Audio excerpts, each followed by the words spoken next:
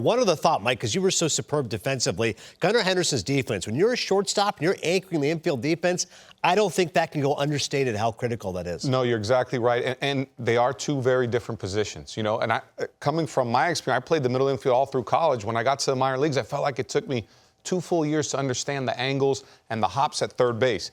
To do this at the big league level at such a young age and how he did it so well, I think it speaks volumes to not only his talent, his understanding of the game, but the flexibility now that it gives the Orioles coming up. You know, you got Jackson Holliday. Is he going to make the roster?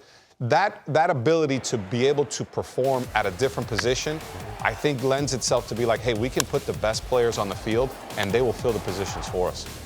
Yeah, it's pretty impressive to be able to see what Gunnar Henderson, again, was able to do. 8th player in franchise history to win a Rookie of the Year award, the first AL shortstop to do so since Carlos Correa, and the 28 home runs tied with Cal Ripken Jr., second most in a season by a rookie shortstop. I mentioned Nomar. He was pretty good, too. Nomar back in 97 was good. Again, Rookie of the Year award winners, if you appreciate baseball history, Greg Olson, Cal Ripken, Eddie Murray on that list. And the American League Rookie of the Year, the voting results, again, unanimous for Gunnar Henderson, but some of these other guys pretty impressive as well. Tanner Bybee, the rookie pitcher, was outstanding for the Guardians, sub-3 ERA.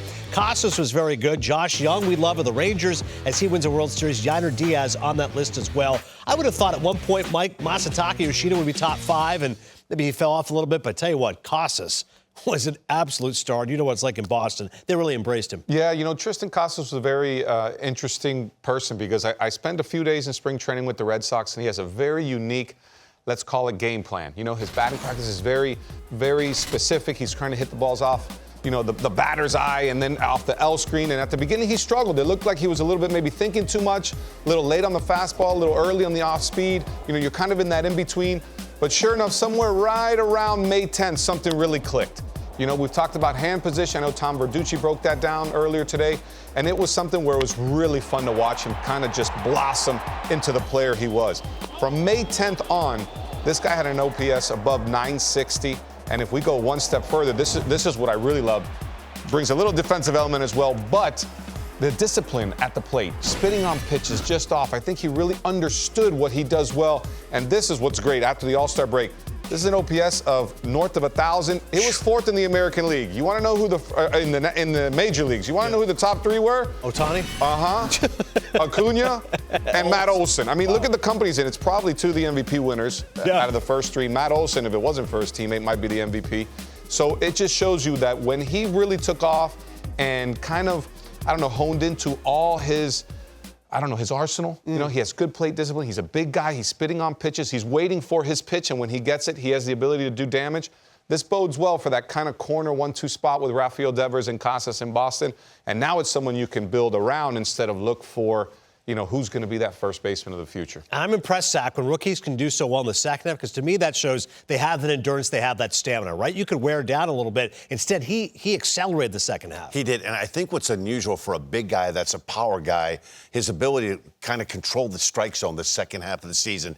And to hit home runs, to hit for average, you have to swing at strikes. And I think the sooner you could recognize what your strike zone is, what you can handle, what you can't handle, and I think that translated to a powerhouse second half for him. Meantime, over the National League, so Corbin Carroll, again, was unanimous, but also receiving votes Matt McClain, who I think if he played more games would have been higher. Spencer Steer, I think, also had a great rookie season. Ellie De La Cruz will be heard from. Nolan Jones, love the fact he was 4th. He had a great year for those Rockies. James Outman supplying some oomph in that Dodgers lineup. But, Zach, how about Kodai Senga? 22 second-place votes. When you're talking about rookie ranks in franchise history, you're talking about Doc Gooden and all those strikeouts he racked up. Senga was marvelous. Yeah, in a year when we were supposed to talk about Max Scherzer and Justin Verlander from the Masons, right?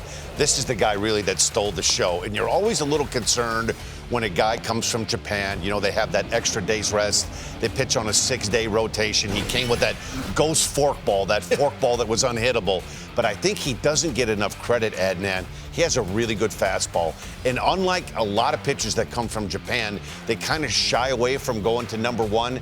This guy will use his fastball. It's a good one, too. 94 to 95, easy. He can get up there. 96, 97. Good life, good split finger. He's turned himself. Right now, he's one of the top 10 starting pitchers in the game right now. And I think them going forward for the Mets, they've got their guy that they can build their rotation around. He's the real thing. It's interesting, too, the point he makes with the fact some Japanese pitchers are a little hesitant to use that one. Maybe it's because they have so many other pitchers, a guy like Daisuke. But this is a guy who's pretty fearless and pretty self-assured right out of the gate. He really is. And, Dan, you touched on it. I think the velo is very underrated for him. Yep. You know, we talk about the forkball. Is it a great pitch? It's a fantastic pitch. But it has to play off something else. And the fact that he's willing to establish the fastball and has the repertoire to do it. You can't just, I want to establish it, but if you can't hit your location and have some velo with the caliber of hitters in the big leagues, it's going to be tough. So he's a little bit more of that traditional pitcher where I can attack you, but I have a devastating secondary pitch that can really keep you off balance. How crazy is it? 4 Reds rookies, yet none of them were top 4. Ellie De La Cruz, Abbott, McLean, Steer. They had a great rookie class. Maybe those guys will be heard from in years to come. They will be. The Reds are just starting to scratch the surface of where they're going.